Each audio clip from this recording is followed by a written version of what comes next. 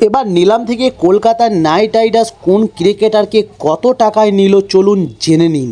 যেমন ভেঙ্কটেশ আয়ারকে কলকাতার night Riders আবারও দলে ফেরালো 23,75,00,000 টাকায় এবং সাউথ আফ্রিকার ফাস্ট বোলার আন্ডিক নোকেয়াকে 6,50,00,000 টাকায় দলে নিয়েছে কলকাতার নাইট রাইডার্স এবং আর এক সাউথ আফ্রিকার ক্রিকেটার কুইন্টন ডি কককে 3,60,00,000 টাকায় দলে নিয়েছে কলকাতার নাইট রাইডার্স এবং আবারও ফিরিয়ে এনেছে অঙ্কুশ রঘুবংশীকে 3 কোটি টাকায় এবং নিলাম থেকে রহমান উল্লাহ গুরবাজকে নিয়েছে 2 কোটি টাকায়।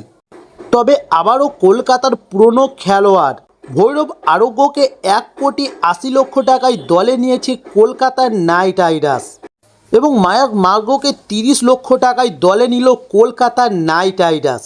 তাই প্রথম দিনের নিলাম থেকে 7 জন ক্রিকেটারকে এবার দলে নিয়েছে কলকাতার নাইট রাইডার্স এবং মানিব্যাগে আপাতত এখনও দ্বিতীয় দিনের জন্য 10,50,00,000 টাকা রয়েছে কলকাতার নাইট রাইডার্সের। তবে এবার দেখার নিলামের দ্বিতীয় দিন এই টাকা কেকেআর ব্রিগেড কীভাবে খরচ করে।